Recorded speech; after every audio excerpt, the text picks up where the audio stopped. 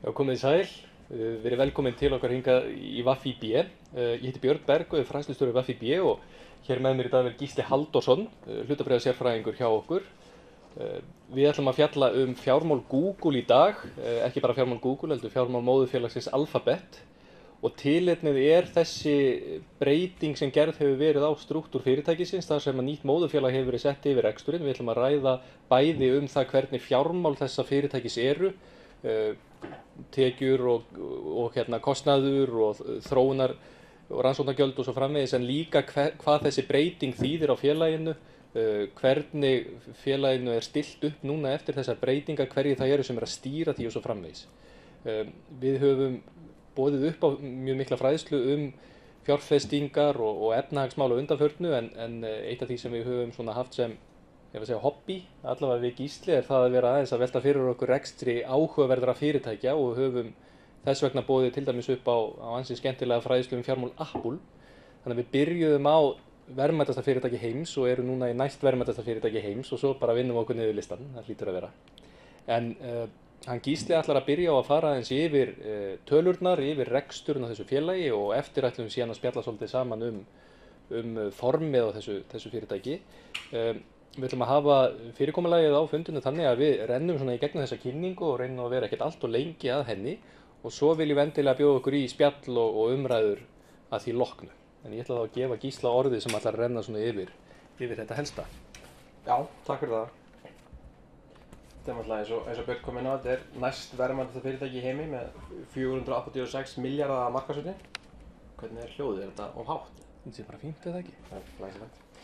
Já, félagið er formlega stofnað 1998, þannig að þetta er ekkert sérstaklega löng saga, en hafa náttúrulega eins og allir að tekið eftir, vaxið á mjög stuttum tíma.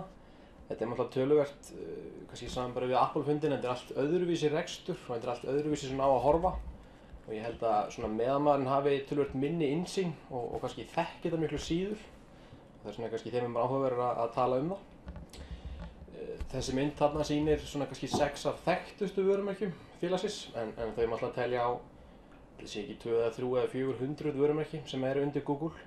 En þetta þessi 6 sem voru kynnt á síðustu uppgjöri sem eru núna með milljarð virka notendur eða fleiri.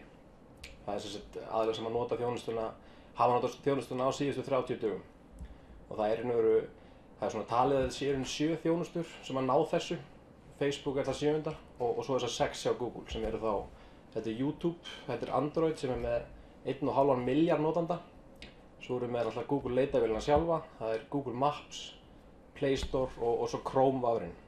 Þannig að þetta er hansi magnað apparat. Svona leit síða félagsins út árið 1998 og kannski maður rýnir í þetta þá hefur verið lítið sem ekkert breyst.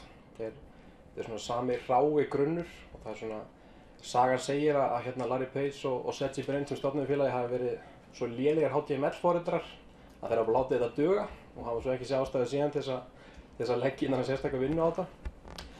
Það var hins vegar árið 1998 reyndu þeir af fullum krafti að selja fyrirtækið. Það er kannski eitthvað sem ekki allir vita af og kannski er þetta að segja hvernig sagan hefur spilast ef það er gerst. Og þeir leituðu meðal annars til tveggja stærstu leitavéla á þess tíma sem var bæði Yahoo og önnur sem heit Excite. Excite var þá næst stærst og það var komið ansi langt í viðræðunum og búið að semja verðmiða sem átti að vera $750.000. Og maður vill eitthvað leika sér að uppreikna það eitthvað ef markaðsvirði væri eins í dag, þá verður það hækkun upp á 66 milljón%. Það er ágætis ávöxtun á 17 árum.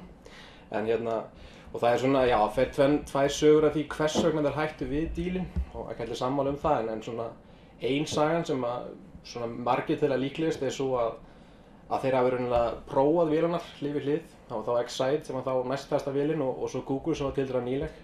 Og þeir hafa bara talið Google-vélina var alltaf góða. Þú fékkst niðurstöðuna strax, þannig að þú stoppaðir ekkert á síðunni. Og það gengur út á auglýsingasölu og þú sért inn á síðunni og leitir oft. Og sagan segir alltaf að þeir hafa ekki viljað að notendur myndi strax fá niðurstöðuna og fara svo út af henni.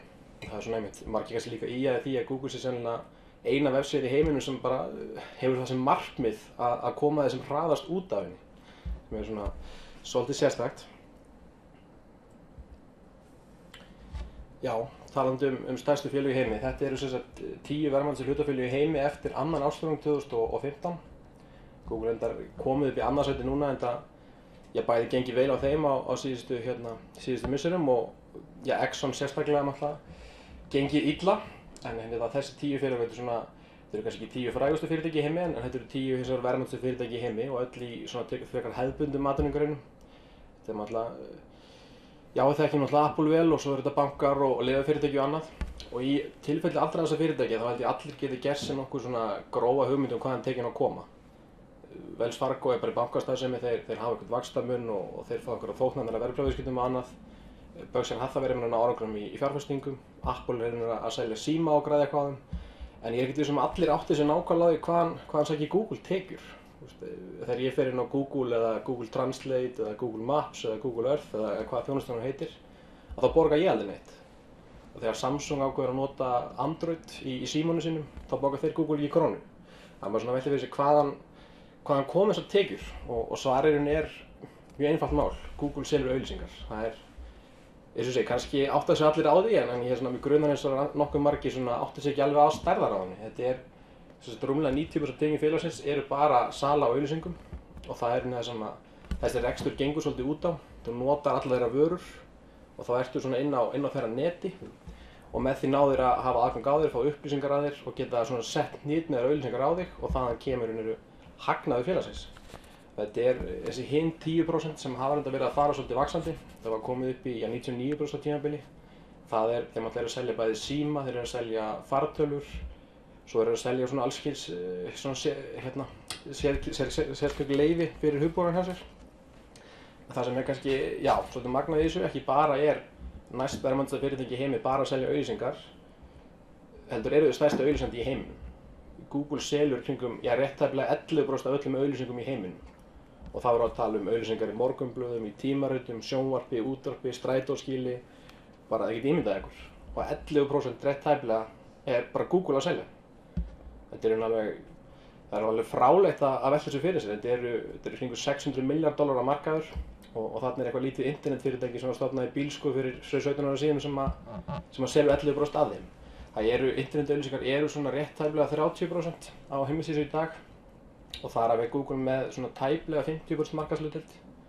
Það var einmitt áhugavert að hlusta á fundin sem bankinn hélt í morgun með fótbolti.net þar sem var að tala svona þessar áherslur á Íslandi og í íslensku samhengi að við Íslendingar værum svona ekkert sérstaklega dugleg í þessum hluta auglýsingamarkaðarins og þetta er ekki nema kringum 8% á Íslandi, sérstaklega auglýsingar gegnum internetið, á móti tæplega 30% í heiminum. Þannig að við erum ekki stærsta tekjur Google á þannig, það sé alveg nokkuð ljóst. Þetta er önnur svona ansi áhugaverð mynd, maður hætti fyrir sig hver er að kaupa allar þessu auglýsingar. Þetta er kannski í stuttu máli nokkuð fyrirsjáanlegt. Það er Amazon, þetta eru bara tölur fyrir auglýsingar sem eru targetaðar á Bandaríkjunum. Þetta er fyrir árið 2013 og þetta hefur aukist mjög hratt. En það eru bílaframleiðendur, þetta eru Walmart, Microsoft, Amazon, Priceline sem er með Booking.com og álíka síður. Þannig að þetta er svona svolítið fyrirsjáanlegt hver er að kaupa þetta og eins bara magnað að sjá að áherslan er algjörlega þarna í auglýsingum og bara í gríðarlegum vexti. Hlutfall netauglýsinga var í kringum 23% árið 2013, fór upp í 27% rétt rúmlega fyrir árið 2014 og virðist alltaf geta náð svona jafnvel alltaf 30% á þessu ári. Þannig að þetta er ansi hröð þróun. Og þetta náttúrulega kannski segir sér svolítið sjálft. Samlega þessum auknum auglýsingum hjá þeim þá náttúrulega hafa tekjurnar svo sannarlega farið á flug og tekjurnar fyrir árið í fyrra voru í kringum, voru rétt rúmlega $60 milljardar sem er, og sérstaklega maður horfir á það í samhengi þess að 90% af þessum tekjum eru samankomnar frá sölu á auglýsingum. Þá held ég að þetta verði að teljast ansi merkilegt. Sýnir líka kannski svo ég gríp inn í hversu mikilvægt það er að þetta haldi áfram, að auglýsendur færi sig auknum mæli inn á vefinn. Og hversu miklu máli það skiptir líka fyrir Google, ekki bara það að það gerist, heldur að fleiri hafi aðgang að internetinu og noti internetið og það myndum við aðeins koma inn á eftir, partur af taktík Google. Já, ekki spurning og kannski talandi það að Google sem er 6 þjónustu sem er með milljard virka notendur, að við þurfum ekki að fara aftar en í janúar 2009 þegar það voru milljard notendur á internetinu. og Google hann með 6 er henni fyrst og fremst netþjónustur sem eru komið milljarð notendur í dag, þannig að þetta er alveg svakaleg þróun, það er ekki að segja hana. Já, og þetta er sem ég segi í takt við auknar tekjur og vöxt félagsins, þannig að hefur verið mikið fjör á hlutafjármarkaði og það er eins og ég kom inn á áðan, var reynduður að selja fyrirtæki 1998 sem var þá svona, já, mörgum tali var þeirra hugbúnaður mjög frambærilegur og svona, ég segi ekki að þótt augljós að það er besta leitarvélin en margir voru samt sem áður þar og þar var kannski áherslan frekar að það skipti engu máli þó þessi vél var aðeins betri eins og það væri í rauninni bara aukaatriði. En hins vegar síðan fer félagið inn í útboð 2004 og það gekk bara frekar erfiðlega að selja félagið og kannski svona framan af var þetta bara ekkert sérstaklega mikil velgengni þarna. Auðvitað náttúrulega stækkaði fyrirtæki hratt og þá kom einhverjar tekjur og leitarvélin virkaði vel. En svona stóra áhyggjan var kannski fyrst og fremst bara hvernig óskapunum græður á einhverju leitarvél.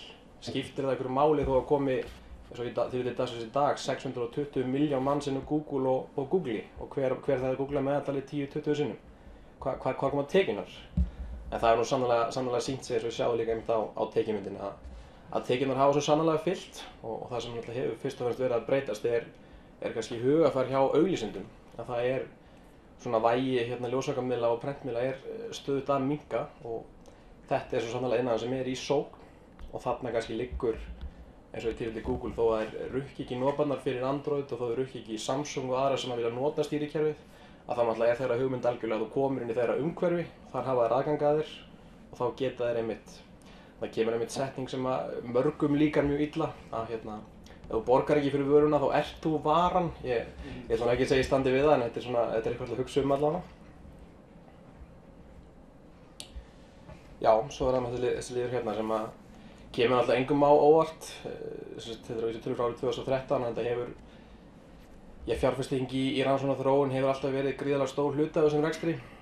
Búin að vera svona síðastliðin ár kannski aðeins að færast niður samlega bara gríðarlegri tekjuaukningu. Það sem kannski líka ef við skoðum þetta aðeins í öðru samhengi þá eru 53.000 starfsmenn á fyrirtækinu og það er að vinna, rétt rúmlega 18.000 þeirra bara í rannsóknir og þróun. Þannig að 35 starfsmenn á Google vinna eingöngu í þessu sem er alveg svona sama hvernig á það er horft er ótrúlega svona sérstakt og allt önnur áhersla en kannski við sjáum annars staðar. Já, hérna er bara skipting svolítið svona meðfram tekjunum. Það kannski kemur svolítið óvart að vill svolítið vera viðlóðandi bandarísk stórfyrirtæki að megna þeirra tekjum koma frá Bandaríkjunum. Vissulega er þetta mjög stór hluti, þetta er svona tæplega 50%. En hins vegar Bretland til að mynda er svona þeirra næststærsta markaðssvæði með kringu 10%, það vera það í mjög langan tíma. Þannig að samanskapi restin af heiminum er svona í kringum 50% líka, sem er kannski ekki alveg venjan hjá þessum bandarísku stórfyrirtækjum. Svo þetta eru með skiptingur frekar eftir hvaðan þetta kemur, það er annað, það er náttúrulega eins og við komum inn áðan eins og með símana og tölvunar og annað. Síðan er megnið þessu gegnum það sem er skilgreint sem Google síður, það er þá heimasíður sem Google á. Þá erum við talað eins og til dæmis YouTube, Google leitarvélana, Google Maps, Google Earth og þessar helstu þeirra þjónustur. Og svo er það sem er kallað Google Network sem er svona það bil 20% af auglýsingatekjunum.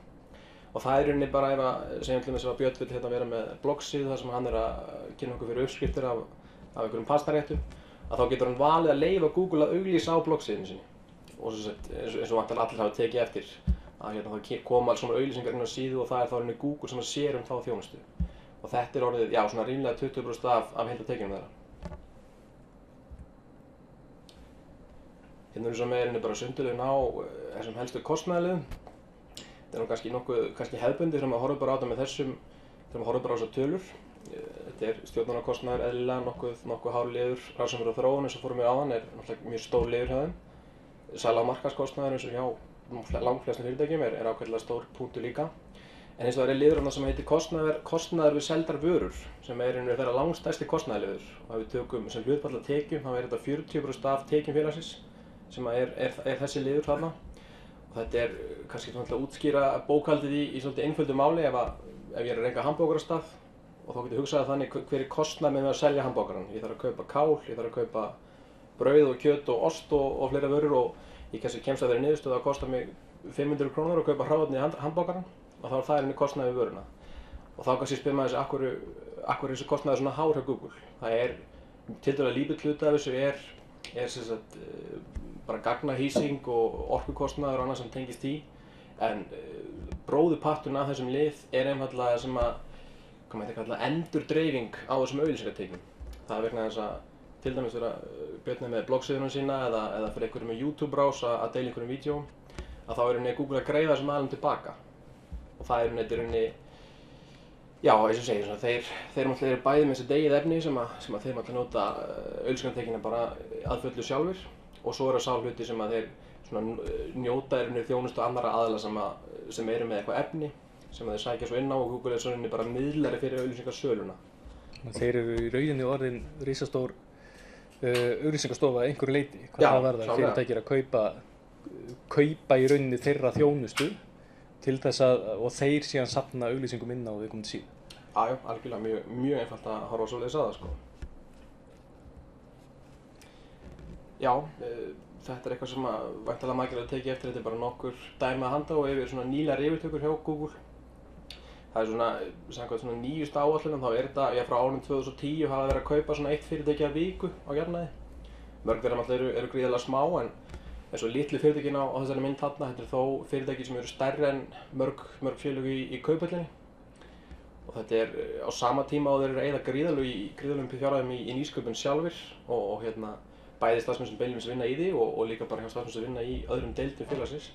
En þá hafa líka verið stöðugt að kaupa upp svona smærri fyrirtæki, og þetta kannski svipuð saga og við séum með Apple og öll þessi kannski sérstaklega þessi tæknifyrirtæki, að þú hafa verið að kaupa upp svona lítil spennandi fyrirtæki, og við skoðum eins og vörumarkaðum Android til dæmis fyrirtæki sem þeir keyptu mjög snemma, Nest sem að bjóð sig ekki vantarlega betur en eftir, það fyrirtæki sem þeir keyptu, og megnið þessu fyrirtækjum svona einhverju leyti aðkeypt. Þetta svo hansi mögnuð tölfræði. Það sem þetta verið þýðir, bara í mjög einfölduðu máli, að í 16% tilfella þegar Bandaríkjamenn opna netvaran hjá sér og skrifa inn eitthvað lén til að fara inn á heimasíðu, að í 16% tilfella sem þeir gera það, þá eru að fara inn á Google. Það mátti láta að fara yfir það, alveg hundruður miljóna heimasíða í Bandaríkjunum, og við sjáum alltaf Facebook með 6% hlutfall. Þannig að í svona öllu samhengi þetta alveg gríðarlegur fjöldi sem að sækir hérna að. Og Gmail í 4. sæti. Já, Gmail í 4. sæti og Google Docs og fleiri þjónustur sem hérna fyrir neðan og aðrar ekki langt á eftir. Þetta svo kannski mynd sem að kemur örugglega rosalega mörgum á óvart.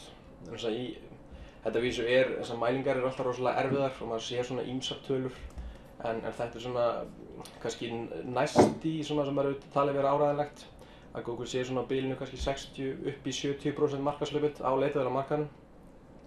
Það sem við skoðum bara eins og Ísland og flesta markaði til dæmis í Evrópu og bara flesta markaði heims, að þá Google með á bilinu 90–100% markaðshlutdeild. Það sem sker þarna á, eins og þið sjáu það, að Baidu með 20% markaðshlutdeild. Ég hef aldrei heyrt neitt segja, ég ætla að Baidu þetta, en þetta eins og það sem kallað kínverska Google í daglegu tali. Og Google hefur bara gefist upp á Kína. Þetta náttúrulega töluvert svona frábrugðnir viðskiptahættir. Þeir eru svolítið hrifnir af ritskoðun sem svolítið í andmæli það sem Google hefur verið að standa fyrir, og þeir hafa verið áræðanlega bara gefist upp á þessu markaðssvæði. Og Baidu sem náttúrulega bara keimlíkt fyrirbæri sem náttúrulega bara einfaldlega bara markað í Kína, en svo hvers gríðarlega hátt hlutfall mannkynsins býr í Kína og það náttúrulega ört vaxandi millistétt, að þá eiga þeir, já, þá þetta hlutfall jafn hátt og raun ber vitni. Síðan svo þið sjáu þessi fjögur félögin að hægra megin, eftir þetta Yandex, frekar en Yandex held ég, sem kallað rússneska Google. Svo þarna Yahoo Japan sem með ráðandi stöðu í Japan, Naver sem ráðandi stöðu í Suður Kóreu og svo Baidu sem hérna í Kína. Og þetta eru einu 4 stóru löndina sem Google ekki með algjörlega ráðandi stöðu. Þetta svona ansi svona sérstakt umhverfi. Akkurat. Þá spurning hvort við lítum ekki aðeins á félagið og kúltúrinn og menninguna og umfangið og svo framvegis. Þetta mynd svona í takti við margar sem við höfum kannski áður séð frá Google. Yfirleitt þannig þegar við lesum greinar Google eða einhverja breytingar á Google, þá sjáum við einhverja myndir af skemmtilegri aðstöðu, einhverjum litlum klefum þar sem fundir eru haldnir, eða marglitum hjólum eða bar inn á skrifstofunni og svo framvegis. En þessi menning hjá Google í rauninni, það ágætt að lýsa henni með svona myndum. en restina af fyrirtækinu, restina af rekstrinum í fyrirtækinu bara nákvæmlega í þessum anda. Það það sem svolítið áhugavert. Þetta fyrirtæki sem eins og mörg önnur á þessum listaðu verðmætustu fyrirtæki heims, eins og Apple og eins og Facebook og eins og Microsoft, fyrirtæki sem hafa átt mjög áberandi eigendur, karaktera sem hafa tjáð sig og verið svolítið áberandi og haft skoðanir og hafa mótað fyrirtækin svolítið svona eins og þeir hafa viljað hafa þau. Og það eru fá fyrirtæki sem jafnast á við Google varðandi þetta, varðandi áhersluna á í rauninni hlutverk fyrirtækisins og hvernig kultúrin eigi að vera. Auðvitað hægt að bera það miklu leyti saman við Apple, en við sjáum það eins og eftir til dæmis hversu gríðarlega mikil áhrif eigendurnir hafa ennþá, eða stofnendurnir, þeir eru náttúrulega bara hluthafar í dag eða hluthafanna, en stjórnunin í rauninni svona blanda af svona einhverjum grundvallarrekstri þar sem langstærstu hluti eða allar tekjurnar koma og síðan því sem mætti kalla svona nánast tóma vitleysu eða svona svakalega sérstakan hluta businessnum þar sem að verið að hvetja starfsmenn til þess að teygja sig mjög langt og stór fyrirtæki sem fari í útboð, sem skrá sig í kauphöll, sem að ráða til sín stóra forstjóra og öðrum fyrirtækjum eins og Google hefur náttúrulega gert. Google hefur verið að ráða, Google ekki að ráða sko einhverja spjallháttastjórnendur eða einhverja húmorista, þeir eru bara að ráða til þess að reka fyrirtækið svona reynslu mikla rekstrarmenn og rekstrarkonur úr öðrum fyrirtækjum en hafa samt náð að hegða sér svona með svolítið sérstökum hætti þegar kemur að útboð með öðru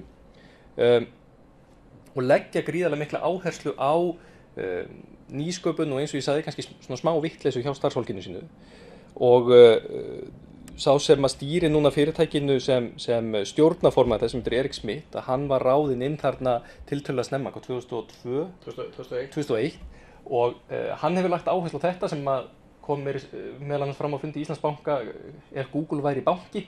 Það var nú talað um þetta að svona 70% tímans á að fara í að vinna vinnuna sína, svara tölvupóstum, fara á fundi, skila verkefnum. 20% á að fara í það að vera að reyna að fá einhverja sniðugar hugmyndir og vinna í því sem að myndi bæta það sem þeir eru þegar að gera. 10% á að fara í það að fá galnar hugmyndir sem að tengjast ekkert því sem Google vinnur við, eða Google að gera. Svo fylgir náttúrulega ekki sögunni hvort að starfsmennir hafi tíma í þetta og hvort að þetta sé svona í raun og veru. Hjá Google eins og öllum öðrum vinnustöðum að þá samkeppni á milli starfsfólks og fólk þarf að vinna vinnuna sína og auðvitað fylgst með því að þetta gangi þokkalega. En þetta sýnir svona ákveðin kúltúr.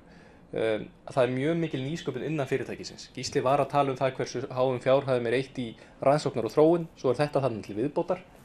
Ég komi aðeins inn á það með Eric Schmidt, þetta eitthvað sem við höfum ekki verið saman nýverið með fyrirtæki svo snabbt þetta á Facebook, þar sem að stofnandi fyrirtækisins áfram meirihluta eigandi og sér sjálfur algjörlega að reka fyrirtækið. Heldur þeir hlustuðu bara á fjárfesta sem voru komið með þeim inn í byrjun, sem að hvöttu á til þess að ráða bara reyndan rekstrarmann inn í fyrirtækið, sem að í þessu þetta var Eric Schmidt, frekar eins og sjáum eins og Zuckerberg sem sjálfur að halda á Facebook og maður fjölmörg önnur dæmi þess. Og kannski annað sem líka mjög athyglisvert sem að við vorum að grafa bara upp í vikunni að það kannski ekkert staðreyndir eða sannað í þessu en það stóð víst til að og efstur maður á blaði í þetta starf var víst Steve Jobs. Svona förum maður í hvað ef leikinn. Það hefði verið mjög áhugavert að sjá. Það hefði verið einhvern veginn allt öðruvísi, við vitum ekki alveg nákvæmlega hvernig en framtíð þekkist fyrirtæki heim sem hefur ekki verið bara með allt öðrum hætti, það svona gaman að ímynda sér það. Já, það hefði verið ansi magnað. En ég nefndi það að fyrirtæki eins og Google hefur þurft að sækja sér fjármagn, fara í útboð og svo framvegis. Og við lítum hérna á eina tölu sem að þetta ekki 2,7 milljarðar, þetta 2,718.281.828. Þetta sú upphæð sem átti að safna í fyrsta útboði Google. Og ástæðan, hugsið ykkur, þegar verið að safna næstu í $3 milljörðum. Hvernig kemstu að þeirri niðurstöðu og þarft að safna svona upphæðum? Hvað það sem að þú segir við fyrirtækjaráðgjöfina sem þú ert að díla við? Við þurfum að safna þessari upphæð. Af hverju þurfa þeir þessa $8 sem eru þarna á endanum? Var það eitthvað, breytti það algjörlega rekstrinu? Nei, það einfaldlega vegna þess að sem mikilvæg tala í reikningi, að hún sinni milljarður þessi tala. Það var bara rökstuðningurinn. Og svona hafa þeir stundum hegðað sér. Þeir hafa vilja að gera tilboð eða svona tengja einhverja stærðfræðilegar tölur við það sem þeir eru að gera. Og auðvitað er þetta ekki mjög vandað. Auðvitað á maður ekki að bjóða pí sem útboðsgengi í eitthvað fyrirtæki í útboði af því bara því að það er flott tala, en þetta gera þeir. Til viðbótar við það 14.159.265. Þetta er annað útboðið þeirra. Þá ætlu þeir að safna þarna 14 milljónum hluta, en aðeins til viðbótar. Og það er vegna þess að kannski smá könnun hérna fyrir salinn. Ef þið myndu setja 3 þarna fremst, er þá einhver sem kveikir á hvers vegna þessi tala væri. Já, það er alltaf þá erum við komið með pí. Þannig að þetta er í rauninni ekki mikið vandaðara heldur en þetta. Svona komast þeir að niðurstöðum. Þannig að það er alltaf einhverju svona aukastafir og svo framvegis. Og svo er ein til viðbótar og það er bara splunku nýtt. Allt í einu erum við komin í $5 miljardar. Og þetta er sú upphæð sem þeir ætla að kaupa eigin bréf á markaði núna. Þannig að þeir ætla bara að fara á markaðinn og kaupa hlutabréfi sjálfum sér að verðmæti 5.099.000. Og þetta er vegna þess að þeir voru að skipta nafn og heita núna Alphabet. Og það eru 26 stafir í enska stafrófinu og kvadradrótin af 26 sinnum milljarður eru 5.099.000.000. Þannig að þetta er ekki grín, sko. Nei, þetta er ekki grín. Þetta var rætt á seinasta uppgjörsfundi fyrir að grímast með að einhver tók stutt á stráð og spurði, sko, og þá var þetta alveg útskýrt. Þetta er magnað dæmi. Þannig að annarkvort er þetta alveg ofboðsleg tilviljun eða þá að þeir eru bara svona ruglaðir. En þetta sýnir ykkur kannski svolítið kúltúrinn sem ég er að tala um. Að það er ekki bara ókeypis Pepsi í kælinum, heldur er líka svona, menn er ekki að taka sig allt of alvarlega. Og hér ég ætla ekki að lesa þessa tilvitnun hérna í George Zachary sem er samstarfsmaður Elon Musk sem að margir þekkja frá Tesla og PayPal og fleirum. En það væri hægt að fylla hér fleiri glærur af áhugaverðum tilvitnunum þar sem þeir eru að lýsa svona sinni framtíðarsýn. Hvað það er sem þeir ætla sér með fyrirtækið. Og þarna liggur svolítið kjarninn í því hvað Google er, eða öllu heldur hvað Alphabet er. Google í rauninni sem leitarvél sem að skapa þeim gríðarlega miklar tekjur með auglýsingum gerir þeim í rauninni kleift að gera það sem þeir vilja gera. Það er svolítið merkilegt. Þú getur ekki breytt heiminum ef þú hefur ekki búið til leitarvél sem skapaði einhverja $1 til þess að geta síðan farið að eyða peningum til þess að breyta heiminum. Og það er í rauninni það sem að Alphabet á að gera. Það er svolítið sérstakt að heyra allt í einu talað um það að Google, sem bara fyrirtæki sem gengur gríðarlega vel, ákveður allt í einu að búa til einhvað nýtt móðurfélag með einhverju brandi, einhverju nafni sem hefur ekkert verðmæti. Það er ekkert sérstakt virði fólki í nafninu Alphabet en samt telja þær ástæðu til að setja það upp. Og fáir kannski sem að hafa einu sinni séð þetta logo eða þetta merki. En það skiptir það ekkert öllu máli. Heldur er ástæðan fyrir því að Alphabet er sett upp sem móðurfélag er í rauninni til þess að stimpla það inn og sýna hvernig á að reka þessa samstæðu. Leitavélin og allt sem henni tengist, það er að segja grunnreksturinn, YouTube og Google Maps og Chrome og allt þetta. Þetta er þeirra svona kjarnastarfsemi í dag sem skila þeim tekjum. En stofnendurnir, Sergey Brin og Larry Page, hafa ekkert verið í henni lengi. Það er ekki þeirra fókus, það er ekki það sem þeir vilja að Alphabet verði fyrst og fremst eftir 50 ár. En hvernig ná þeir, samt sem áður, að skipta fyrirtækinu þannig upp að starfsemi sem að hluthafar eru hrifnir af, og auðvitað mikið rifist þetta meðal hluthafa og á uppgjörsfundum, af hverju eru þau ekki bara einbeita ykkur af því sem þau eru góðir í og eru það búið til peninga með? Hvers vegna eru það að eyða öllum þessum pening, taka hagnaðinn af leitavél og YouTube og öðru og setja yfir í önnur galin verkefni sem við ætlum að fara í ára eftir. En þeir eru að vera svolítið heiðarlegir með að skipta þessu upp til þess að það sjáist og verði gegnsætt. Því miður var þetta ekki nógu vel sundurliðað og var í rauninni ekkert sundurliðað í uppgjörun sem birtist í síðustu viku en þeir eru búin að lofa því að það verði þannig næst. En hvernig ná þeir að gera þessa breytingu þegar þeir eiga bara 14% hlutafjár? Það er vegna þess að þessi 14% hlutafjár hafa 56% atkvæðavægi í stjórnarhlutum. Þannig að það er vegna svona tæknilega útfærslu á hvernig hlutafé er gefið út, að þeir halda á hlutafé sem vegum miklu þyngra heldur en hjá mörgum öðrum og þá endar þetta þannig að þrátt fyrir að þeir eigi bara 14% af útgefnum hlutum, að þá ráða þeir fyrirtækinu.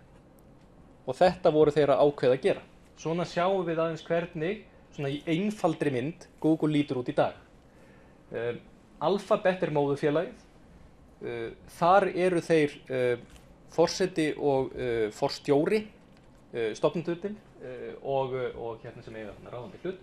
Google X er þar undir og það er fyrirtæki sem að, það er ágætt að þetta heiti Google X vegna þess að maður getur fyllt inn svona hvað svo sem mann dettur í hug í staðinn fyrir þetta X. Þarna eru allar þessar klikkuðu hugmyndir. Þeir voru að svona með því ruglaðasta sem þeir hafa, eða ruglaðasta með því svona framúrstefnulegasta sem þeir hafa verið að vinna í er hérna til dæmis svona sem er kallað jetpack, þannig að maður getur flogið bara með bakpoka og svo framvegis, en þeir eru að gera mjög margt sem við ætlum að skoða á eftir sem að gæti verið handa með hornið og þeir líta svo á að muni kannski bera upp þetta fyrirtæki eftir einhverja 20 ára. Google Fiber, það var nú tilkynnt það bara núna í gær, frekar en í dag, á fundi með fjárfestum að það var bara verið að vara hluthafa við, það var að fara að setja svakalega peninga inn í Google Fiber og inn í ákveðin hluta af Google X sem við ætlum að skoða á eftir. Google Fiber er með ljósleiðara tengingar mörgum borgum í Bandaríkjunum. Og þar, eins og við nefndum áðan, af hverju eru þeir að gefa allt mögulegt? Af hverju eru þeir að gefa Android? Af hverju eru þeir að gefa YouTube og Gmail og allt þetta? Þetta er vegna þess að þeir á endanum græða á auglýsingum. Og þeir græða á endanum á auglýsingum meiri segja þegar að það er ekki bara það að fólk sé að nota þeirra vöru, heldur bara að fólk sé nettengt. Það er bara gríðarlega mikilvægt fyrir þá. Og fólk sem er háhraða internet, þá getur það hort meira á YouTube og þá breytist hegðunin og fólk fyrir að nota interneti meira jafnvel í staðinn fyrir sjónvarp. Þannig að þeir eru að leggja mikla áherslu á það. Nú, þeir eru að láta fólk eyða 30% tímas í nýsköpun. Þeir eru að eyða gríðarlegum fjárhæðum í 18.000 starfsmenn að vinna beint við nýsköpun. En þeir eru líka með 2 fyrirtæki sem heita Google Ventures og Google Capital sem að fjárfesta í litlum fyrirtækjum. Þar sem Google Ventures tekur þátt í fyrirtæki sem eru svona rétt í starthólunum og Google Capital styður við þau sem eru komin aðeins lengra. Og þarna eru einhverja $600 milljónir á ári sem fara í fjárfestingar þarna. Og svo er Calico, sem er þetta græna sem er í rauninni eitthvað það allra magnaðasta og ansi sérstakt verkefni sem það fyrirtæki hefur, en það er í rauninni bara að vinna gegn öldrun. Það er í rauninni að vera svona, svona fountain of youth, nokkurn veginn, eða svona... Við kallaðum þetta bara lækna öldrun. Lækna öldrun, já. Það er svona, já. Þessi menn er ekkert alveg á jörðinni eins og við, það er nokkuð ljóst. Akkurat. Og svo er það Nest, sem hann stýrir hann hérna Tony Fadell sem að hann í rauninni stofnaði þetta eru hitastillarar, það er mjög dýrt að kynda hús í mörgum löndum og þá skiptir mjög miklu máli að það sé tækni á bakvið það hvernig það er bestað, hvernig húsið þetta er hitað og þessi maður sem sér þetta, hann hérna, sem kom með þetta inn, hann til dæmis sá iPod hjá Apple á sínum tíma, kallaði faðir iPodsins. En svo er það Google og undir Google er síðan svona það sem við þekkjum helst. Og það eru þessar hefðbundnu vörur eins og Google Maps, Android, leitavélin, auglýsingar og YouTube og svo framvegis. Svo getur alveg vel verið að þeir breyti því að einhver af þeim einingum fari beint undir Alphabet seinna meir. En þetta á að þessi skipting á að gera það verkum, að það á að vera hægt að birta sundurliðaðan ársreikning, annar hluthafar geti séð það að hvar er verið að græða og eyða peningum og að vera að senda í rauninni út þau skilaboð að þetta snýst ekki bara um Google. Höldum aðeins áfram með þetta og förum í Google X. Þetta er meðal þess sem Google X er að gera og þessi bíll sem er nú algjörlega ökumannslaus og stýrislaus, hann er núna á götum 2 borga í Bandaríkjunum þar sem verið að prófa hann. Þeir eru sömuleiðis með Lexus bíl sem búið að breyta og er svona með ökumann svona sem getur gripið inn í ef eitthvað kemur upp á en þessi bíll á að vera algjörlega sjálfakandi. Þeir leggja mjög ríka áherslu á þetta og þetta er ekkert grín hjá þeim, þeir ætla bara að koma sjálfakandi bílum á markað. Það var meitt sagt að það er bara verið gríðarleg mistök að bílar hafi komið til á undan tölvum. Og það eru hvað svona einmitt og Elon Musk sem sömuleiðis verið á þeirri línu að það sé fáránlegt að menn megi keyra. En það hafa komið upp einmitt umræður til dæmis varðandi þessa bíla. Það var bara ein fyrirsögnin, mun bíllinn vera forritaður til að drepa þig? Hvað þú ert að keyra inn í hóp manna? Mun hann þá bara keyra á vegg með þig til að bjarga öllum hinum? Við vitum það ekki, það er eftir að koma í ljós. Höldum áfram. Þetta er dróni sem annarkvort er pínu lítill eða þetta er risastór spélykill sem hann er að afhenda. Og þetta er hérna svipað því sem að margir hafa kannski séð hjá Amazon, þar sem á að bara afhenda vöru með þessum hætti. Þetta er ljósmynd frá prófun, alvöru prófun þar sem verið að prófa einhverstaðar út í landi en þetta á að virka í borgum fyrst og fremst og þú pantaðir eitthvað á Amazon eða hvar svo sem það væri og það er bara komið með það beint heim til þín og hann þarf ekki einu svona að lenda, það fer bara vír niður og nú er búið að setja reglur hér á Íslandi sem að takmarka til dæmis notkun dróna í þéttbýli en það er litið á það þannig í Bandaríkjunum að það sé í rauninni ekkert flúið, þetta sé svo spennandi tækni að þetta verður svona, það verður drónatrafík og NASA er núna með stórt verkefni í því að í rauninni setja bara flugumferðarstjórn fyrir dróna. Þannig að það verður gaman að sjá ef að þeir treysta þessu og þetta verður góð tækni sem virkar og fyrir í almenna notkun hvort við sjáum hérna bara þegar við horfum út úr gluggann eftir nokkur ár bara akreinar eða það er að segja svona loftreinar þar sem er mikil trafík dróna.